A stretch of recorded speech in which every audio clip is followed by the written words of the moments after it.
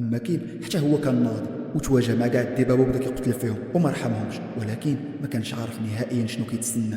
ديك الساعه كان جيل الجليد حدد البلاصه اللي كاينين فيها وبداو كيستهدفوا في المغامرين اللي معاه واللي كانوا كيموتوا واحد بواحد وما قادرين يديروا والو. وحتى من زعيم الجن كان وصل لتما وملي شافو خاف منه بزاف وهرب لوسط الغابه بحال شي حمل. اما بالنسبه لسونغ كان خلى فرقته مخبيه ومشى بوحدو لمقر الوحوش باش يقضي عليهم، وملي وصل تماك استدعى الجيش الظل ديالو وخلاهم يتحاربوا معاهم وبسهوله قدروا انهم يتخلصوا منهم. ولكن على غفله غادي يخرج لهم الزعيم ديال الدبابه اقوى دب كاين في داك الغار، واللي كيف خرج قضى على الجيش ديال الظل بالزربه. وسونغ ملي شافو عرف ان قوته كبيره، وفي البلاصه قال الاغريس يلا نوبتك دابا. في البلاصه اغريس تقدم ومعاه جمع عليه الوحش. اغريس اختفى وتفادى الهجوم ديالو وتلاح غرس فيه السيف وكان سريع وقوي بزاف لدرجه سونغ مصدوم من داكشي اللي كيدير. وهنا الدب كان الجسم ديالو كله تقطع وحاول يهجم مره اخرى، ولكن في ديك اللحظه دماغه غادي يطير من بلاصتو. وهنا سونغ كان فرحان من هادشي وكان في دماغه كون ما تلاحش اغريس السيف من يديه اكيد انا اللي كنت غادي نخسر المعركه. ومن موراها غادي يقرب للجثث ديال الدبابه وغادي يحولهم باش يخليهم من الاتباع ديالو. وفي نفس الوقت هو كان راجع بحالته حتى البوابه مسدوده، ولكن غادي تجي واحد الحاجه غريبه وغيقول لهم بلاتي كيفاش خليتوه ينضم للمغاره وهو كاع ما مسجل فيها اصلا. قال ليه المدير حيت هو من المعارف ديالو وكان باغي غير يتفرج شنو غيوقع. ما عطلوش في البلاصه هجم عليه وشنق وقال ليه واش كتظن بلي غنتيق هضرتك دوي دغيا وقول الحقيقه. بايك ملي شاف هادشي تعصب فعل القوه ديالو وقال ليه طلق منه حيت هذا واحد من النقابه ديالي قبل ما نهرس لك يديك. هو تعصب وطلق منه وقال لي كنظن بلي انت باغي تموت. في البلاصه غيهجموا على بعضياتهم، ولكن المساعد غيتدخل وغيوقفهم وقال لهم القتال ما بين المغامرين الرتبه اس غيدمر الدنيا وغيأذي ناس كثيره، داكشي علاش خاصكم توقفوا القتال بجوج بهم غيوقفوا وغتجي من موراها مكالمه لهوانغ. وقبل ما يمشي قال لهم كيف ما كان الحال في الاخر غادي يموت وسط المغاره. اما وسط المغاره كان كيوصل الجثث ديال الدبابه وما تيقش كيفاش هاد الدبابه كامله ماتت، وشك باللي جيل الجليد هو اللي كان تما. داكشي علاش هرب للغابه عاوتاني باش يتخبى وكان قاتلو غير البرد والجوع وكيسحاب ليه باللي كلشي مات وبقى غير هو بوحدو. ولكن على غفله غيشوف قدامه غيتصدم المجموعه كامله باقا حيه ومشى عليه العافيه وكياكلوا. ما تيقش راسو وقال كيفاش هاد الضعاف باقيين حيين، اكيد خباو هادشي كامل علينا وخلاونا نموتوا. انا غادي ننتقم منهم وغنقتلهم كاملين.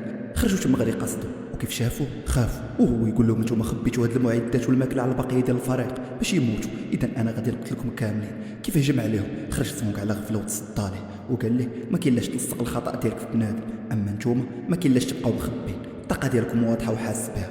في ديك اللحظه غادي يبان جيل الجليد اللي كان تابع كيم باش يعرفوا بلاصه سونغ واللي معاه. وهنا جيل الجليد تكلموا معاه بلغتهم واستهزئوا به، وفي البلاصه سونغ غادي يجاوبوا كلهم مستغرب كيفاش سونغ كيعرف اللغه ديالو.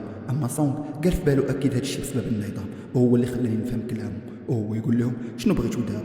قال ليه الزعيم هذا الجندي باغي يدير نزال معاك حيتاش قال لي تصديتي للسهم ديالو في اول هجوم. سونغ ما عطلوش وبلا ما يجاوبو طير ليه راسو فرا مشات عين. وفي البلاصه هجم من مورا على الزعيم وقتل ليه العود ديالو.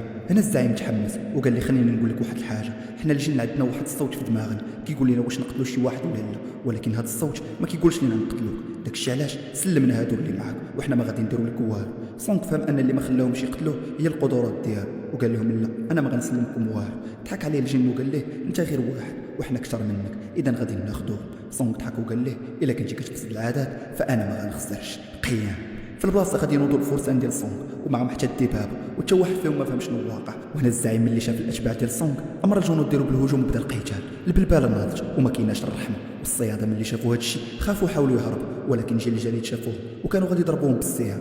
ولكن سونغ تدخل في الوقت المناسب وخدا السهم ديال واحد فيهم وصفاها عليهم كاملين، وحتى من الجنود ديالو كانوا خدامين كيقتلوا ليا في الوحوش. داكشي اللي خلى الزعيم يتدخل ويقضي على النص فيهم وقوته كانت كبيره. وهنا غيتواجه مع سونغ غيبدا القتال بيناتهم، وفي البلاصه غيهجموا على بعضياتهم بسرعه كبيره، وسونغ غادي يطير للسما وغينزل عليه، ولكن الجن غادي يخوي ليه وغيعفط ليه على سلاحه. سونغ نقلوا لليد الثاني وهجم عليه، ولكن الجن تصدى للهجوم، وفي البلاصه سونغ كان غادي يقتلو بالخنجر الثاني، ولكن الجن تفادى الهجمه في اخر لحظه وطلع معاه برجليه وطوعه، وكان كيسحب ليه باللي صافي يسيطر. ولكن سونغ غادي يوقف وغادي يهجم عليه بالعافيه من الفوق وغادي يلصقو في الارض. وفي ديك اللحظه كيمو اخيرا فاق وشاف سونغ واقف، وهو يقول في باله كيفاش سمحت لهذا الضعيف يضربني، انا غادي ننتقم منه. هز السيف ديالو وجمع الوقفه وهجم على سونغ من اللور. سونغ لاحظ هادشي، وفي نفس الوقت زعيم الجن حتى هو ناض وهجم على سونغ، ولكن سونغ غادي يخرج اغريس اللي غادي يرمي الثلج على الزعيم باش ما يشوفهمش. وفي ديك اللحظه غادي يهجم على كيم وغادي يقتلو بضربه واحده، وفي البلاصه استدعى الظل ديالو وهجم به على الزعيم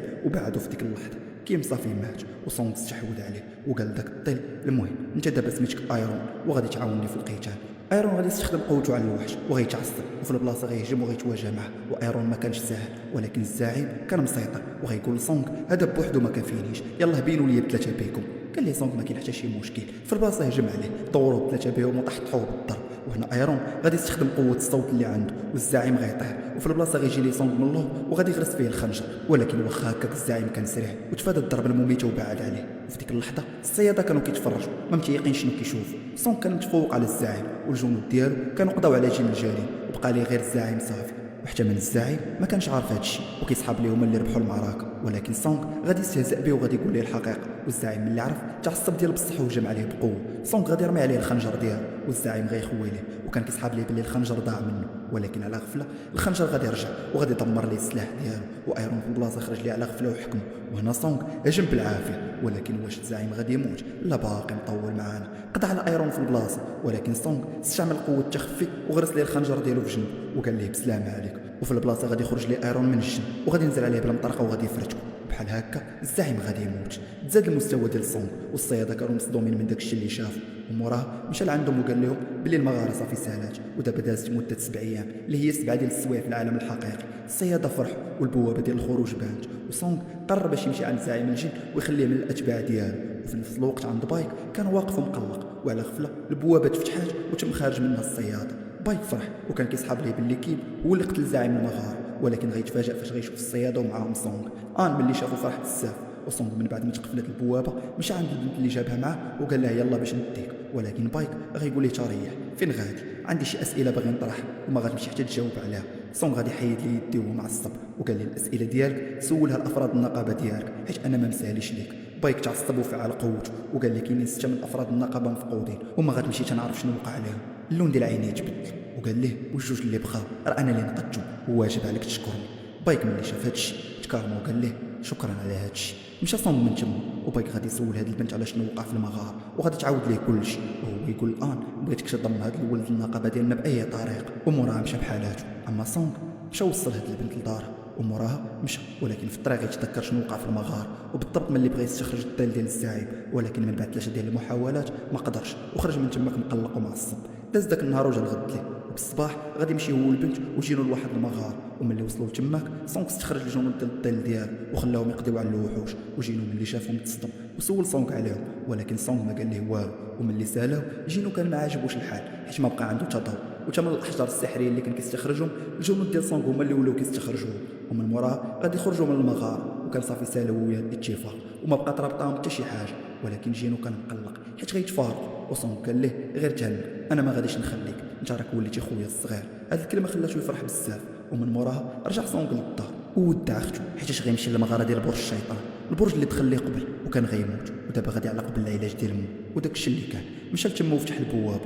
وملي دخل طلعت ليه التعليمات اللي كتقول خاصك تقتل 10,000 وحش في البدايه باش تقدر تطلع للبرج. سونغ تحمس وخرجت ليه واحد الوثيقه غادي تبين ليه الطريق وشعل حتى واحد الضوء اللي خاصو يوصل ليه ديك الوثيقه باش يدخل لبرج الشيطان. غادي يسدى يدو وغادي تخرج ليه بزاف د الوحوش قدام، ولكن عرفتوا راسكم معاه غادي يركب فوق منه وغيقضي على كاع اللي قدامه وغيديه لتما. وفي نفس الوقت في واحد المغار المجموعه اللي تما لقاو واحد البشري وسط منه وتهجم عليهم وقال لهم رجعوني لبلادي. وملي خرجوه من تما حبسوه في واحد الحبس واتصلوا بهونغ اللي كان من نفس البلاد ديالو باش يجي، وهذا الشيء علاش كان مشى من تما بالسرب. اما هذا الشخص راه هو الاب ديال سونغ واللي تحبس لمده 10 سنين في ديك المغار. ويلاه لقاو غادي يمشي لعنده وملي غيشوف الملف ديالو غيعرفوا بات سونغ غيتعصب بزاف والهاله ديال نيه القتل كانت واضحه. وملي بات سونغ لاحظ هذا الشيء قال ليه شنو باغي من ولدي؟ قال ليه هوانغ ولدك مات وانت اللي غتحاسب في بلاصتو. ما زادش مع الكلام ودمر داك المبنى كامل وخلى هوانغ في حاله خايبه، وتا اللي شافو تصدم كيف الصيد من الرتبه ايس يتهزم بهذه السهوله كامل. اما سونغ كان وصل للطابق 50 وهنا غيخرج ليه زعيم الطابق اللي سميتو فولكان وكانت فوق منه رساله حمراء اللي كتعني انه وحش قوي.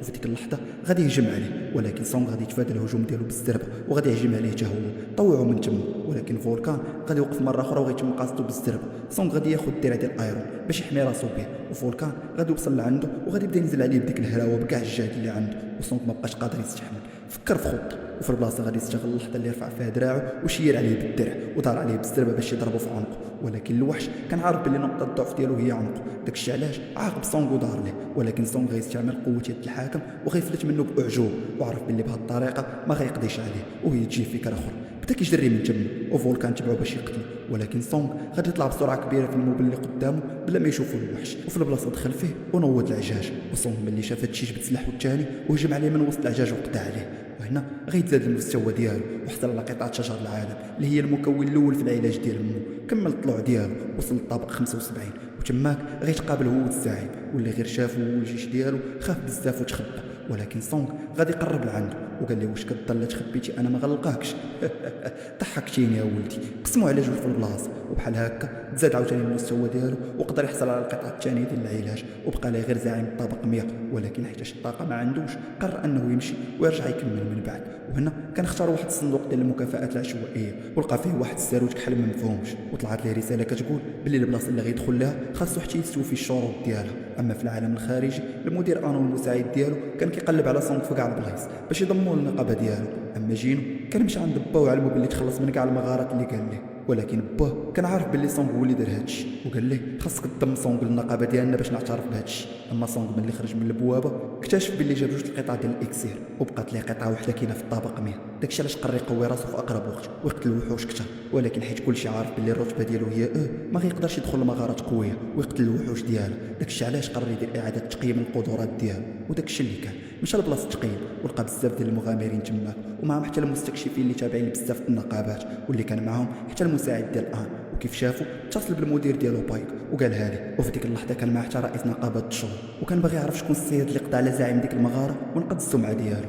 اما عند سونغ كلشي تصدم ملي سمع واحد الصوت واللي كان جاي من الغرفه ديال التقييم. سونغ ملي بغى يقيس الطاقه ديالو الا ما قدرتش تحمل القوه، والدريه اللي خدامه تماك ما فهمتش شنو المشكل وعيطت للمدير. وملي جا تصدم ديال بصح قال لها بلي الاله ماشي هي اللي فيها المشكل، هاديرها القوه السحريه اللي عند الصياد سونغ واللي ما قدرتش تحملها الاله، وهو 10 صياد في البلاد كيوصل للرتبه اس. كان اللي في القاعه ما كانوا فاهمين والو، ورئيس نقابه تشوي ملي وصل عرف الخبر وكيف شاف سونغ قال خاصني ضروري نضمو للنقابه ديالي. ولكن سونغ ما عطاش الوقت نهائيا ومشى من تماك. وكيف تلفت شاف بايك جاي كيجري، وهادشي زاد اكد ليه القوه ديال سونغ حيت بايك ما غيجيش كيجري بنفسه على قبل شي حاجه اللي عاديه. وفي نفس الوقت بايك ملي شافو تعصب حيتاش ما كانش باغي تشو يعرف هادشي حيتاش خايفو ياخذو منه.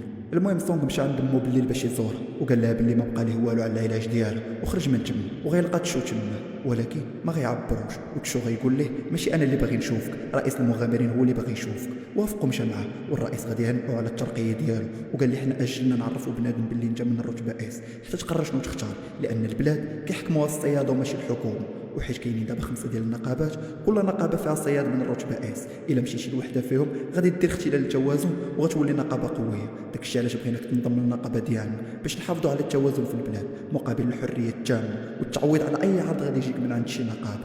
سونغ فكر وقال لي انا ننضميت للنقابه ديالك غادي نربح الاحترام ديال كلشي ومعاه حتى الفلوس، ولكن غير اسمح لي حيت انا حاسس باللي بلاصتي هي المغارات، انا باغي نقتل الوحوش كثر وماشي نربع يديا. المدير ملي سمع بحال هكا قلبو تهز وقال لي كون كنت باقي صغير في العمر كنت غادي نرجع حتى انا نحارب الوحوش ونوليو صحاب، حيت هضرتك حمساتني وخلاتني نعرف باللي انت ما تابعش الفلوس. داكشي علاش انا غنحترم القرار ديالك وغادي نأيدك. شكرو سونغ ومشى بحالاته، والرئيس كان فرحان حيت سونغ فكروا براسو ملي كان باقي صغير. اما في هذا الوقت وبالضبط في امريكا هو كان في السبيطار وكله مهرس بسبب السلخه اللي عطاها بات سونغ. وهنا جا عنده مساعد القائد ديال النقابه اللي فيها هو وقال ليه واش هذا بات سونغ قوي ولا شنو؟ قال ليه اكيد قوي، شوف غير الحاله اللي دار فيه، داكشي علاش خاصنا ضروري نقتلوه. قال ليه المساعد صافي فهمت ومشى من تماك. هو تفكر شنو وقع وتعصب ديال بصح وقال خاصني نولي قوي ونقضي عليه حيت مستحيل نسامحه. اما سونغ كان مريح قدام البيسي كيقلب على شي مهمه من الرتبه اس باش يدخل لها، ولكن ما لقى والو حتى غيشوف واحد المهمه ديال التعديل خاصه بمغاره من الرتبه بي ومع مجموعه ديال المغامرين من نقابه الشغل. قرر يمشي وداكشي اللي كان لبس اللبسه ديال العمال ووصل لتما. والخطه ديالو كانت هي رئيس النقابه يدخل وهو الفرقه الرئيسيه ويقضوا على الوحوش ويخليو الزعيم حي باش المغاره ما تسدش، ومن موراها يدخل فريق التعديل ويخرج كاع الجواهر ومن موراها يخرج. وداكشي اللي وقع دخلوا تشو يحرق كاع الوحوش ومن موراها تم خارج. اما سونغ كان واقف كيتسنى حتى غادي يشوف نائبه الرئيس تشاهي، لاحظ القوه ديالها وعرفها من الرتبه اس وتا هي حسات بهادشي، ولكن مع دورات وجهها سونغ اختفى حيتاش كان عارف باللي غتلاحظ القوه ديالو. موراها دخلوا للمغاره وفريق التعديل كان كيسحب لهم باللي سونغ ضعيف وما يقدر يدير والو حيتاش من الرتبه ولكن غيصدموا ملي غيجمع بزاف د الجواهر. كلشي تصدم من قوته وما تيقوش. من موراها جا وقت الغدا وملي عيطوا ليه باش يجي معاهم قال لهم غير سيروا انا شويه وغنجي. مشاو خلوه، ولكن هادشي نيت هو اللي كان باغي لح الفاس اللي في يديه ومشى كيجري لغرفه الزعيم. جبد سلاحه وكان غيدخل ولكن ولكن على غفله غتخرج ليه تشاي. قالت لي شنو كدير هنا والزعيم قريب منك. غبر السلاح اللي في يديه وقال لها كنت خدام ولكن تلفت وجيت لهنا. قالت لي ورد البال باش ما تاذيش نفسك وسير من هنايا. حضر راسو تم غادي بحال ولكن كيف داز من حداه تصدمات. قالت ليه بلاتي وقف بلاصتو وقربات ليه شماتو وما تيقعدش. لا ما يمكنش كيفاش انت ما فيكش ريحه الصياده واش متاكد انك صياد؟ قال لها صياد. جبد البطاقه ديالو وراها لها وملي تاكدات مشى بحالاتو. وانا غنعرفوا ان تشاي كانت دايره داك المنديل على نيفا حيتاش كتكره ريحه الصياده. ولكن سونغ ما شماتش فيه ريحه خايبه بالعكس شمات فيه ريحه زوينه وهذا الشيء خلاها ما فهمت والو. المهم سالاو التعديل وسونغ خلصوا رئيس الفرقه اكثر من الباقي حيت هو اللي خدم مزيان وعرض عليه يبقى معاهم ويخدم معاهم بالدوبل ديال الفلوس. سونغ رفض وقال لي انا جيت غير باش ندوز الوقت وصافي. قال لي راه كاينه مغاره غدا وغتكون خطر من هذا الشيء وغادي خصنا نقلبوا على واحد اخر في بلاصتك. سونغ ملي عرفها غتكون خطر وافق وقال لي صافي غنبقى معاكم. طاح الظلام وتشاهي ما قدرتش تنسى سونغ. داكشي علاش اتصلت بفرقه المعلومات باش تعرف اي حاجه عليه. قالوا لها باللي المعلومات اللي عليه محظور حتى الرئيس ديال النقابه كان كيبحث عليها. انا ما فهمت والو مشات الناس. وملي جا الصباح سونغ وصل عند الفرقه ديال التعديل ودخلوا للمغار وقدر يخرج بزاف الجواهر ومن موراها خرجوا يرتاحوا.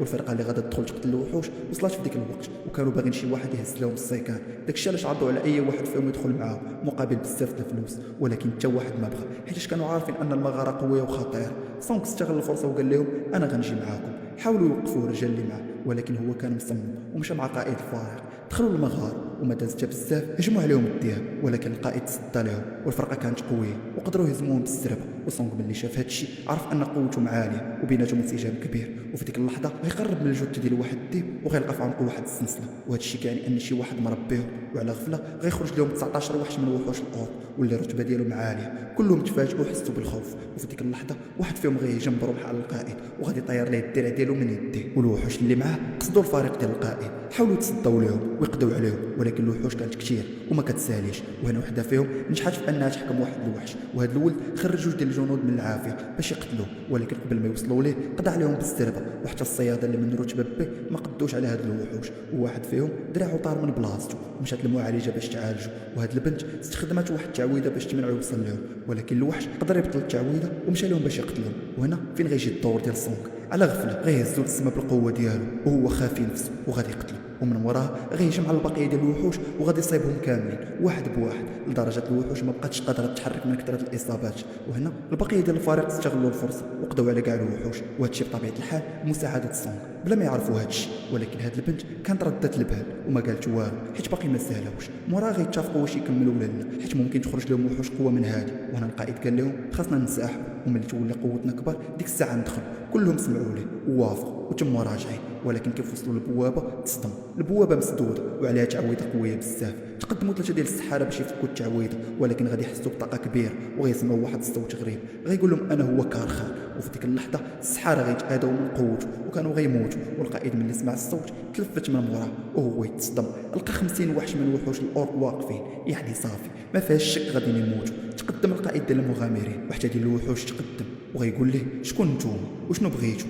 تقعد الوحش وجمع الوقف ووجهو طرات فيه شي حاجه غريبه يعني شي واحد كيتحكم فيه وهو يخرج داك الصوت اللي قال لهم مرحبا بالبشر اللي زارونا خلوني نعرفكم براسي انا هو كارخان اقوى ساحر في قبيله الاورك وغادي نعطيكم جوج ديال الخيارات يا غتموتوا من فريق الاورك اللي معايا يا غادي تتبعوهم وتجوا معايا باش نقتلكم انا نيت. القائد قال ليه واش انت اللي قفلتي البوابه؟ قال ليه انا ودابا وريوني شنو غادي نديروا. القائد عرف ان هذه هي النهايه ديالهم وقال ليه صافي واخا غادي نجيو عندك. وفي البلاصه عيط لسونغ وقال ليه كنعتذر حتى شوردتك معايا ولكن حنا دابا غنمشيو عند زعيم الوحوش وكيف غندخلوا غنهجم بكل قوه وهذا الشيء غادي يدير تغرف في الدفاع ديالهم وانت غتقدر تهرب. وكيف تطلع من هنا بلغ كلشي بخطوره البوابه باش يصيفطوا لنا الدعم.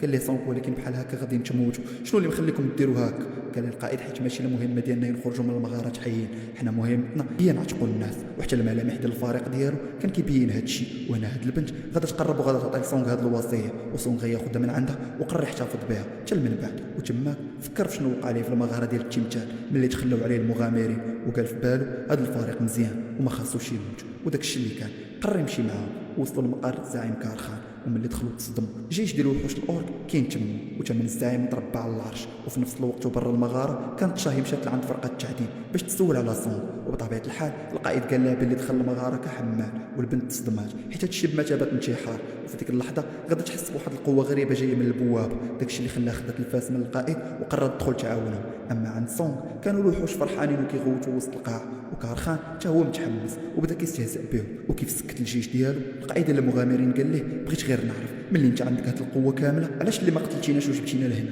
قال لي هو كيضحك غير باش نطلع بكم وصافي، نتوما مجرد حشرات بالنسبه ليا، وملي غنسلخ والديكم غادي نرميكم للجيش ديالي يقتلوكم.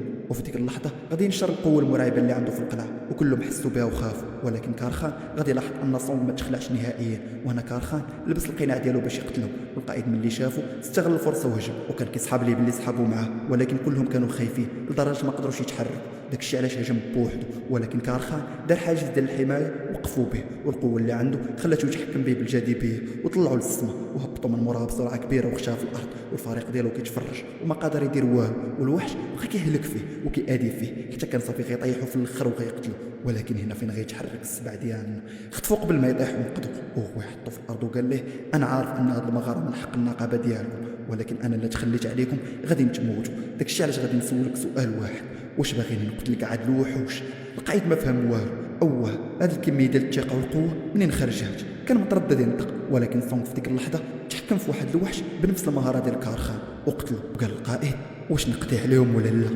القائد بكاع الحزن قال ليه ما عندنا حتى شي حل، حنا محتاجين المساعده ديالك، عافاك عاوننا. في ديك اللحظه سونغ ضحك ودار شاف في الوحش بكل القوه. كلشي تصدم وكيتسناو شنو غيوقع، وعلى غفله قيام كاع الضلال ديال الوحوش ناضت. وكارخان ما فهم والو. منين جات هاد الوحوش؟ كلشي تصدم حتى من الساحر اللي مع الفريق ديال المغامرين قال لهم كيفاش هذا قادر يستدعي هادشي كامل؟ انا غير جوج وبزز باش كنستدعيهم. اما كارخان ملي شاف الوضع خطير امر الوحوش بالهجوم، ولكن سونغ غادي يعطي الوحوش طاقه زايده باش يوليو اقوياء. وهاد المهاره كانت اكتسبها في برج الشيطان. دخلوا معاهم في معركه وبداو كيصفيو عليهم، وايرون بوحدو قدر يقضي على عدد كبير، عاد اغريس اللي تا هو مخليش حقه، وسونغ اللي مسيطر ديال بصح وقوته سريعه وخياليه. ولكن كارخان حتى هو كان قوي والتحد ما كان قادر عليه، عاد الاورك الاقوياء اللي كانوا قوى من الضلال الضعيف. وهذا الشيء كينقص من الطاقه ديال سونغ بسرعه كبيره، وهذا الشيء كان عارفو كارخان، عارف ان طاقه سونغ غادا تسال، وقال في خاطره خلينا نشوفوك شنو غادي دير من بعد معايا. ولكن سونغ في ديك اللحظه غادي يجيب مشروب الطاقه من المخزون ديالو وغادي يشرب وطاقته غتزيد، وهو يقول ليه كظن ان طاقتي غادا تنقص، ايوا انا غادي نوريك قيام.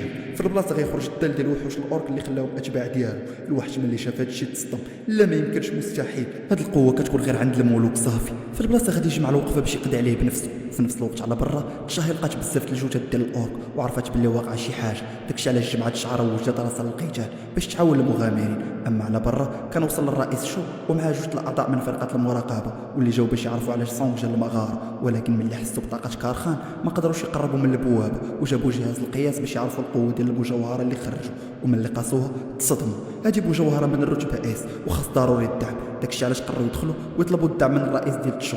والرئيس ملي عرف كان مصدوم وما عرف شنو يدير. اما سونغ والجيش ديالو كانوا مسيطرين على القتال.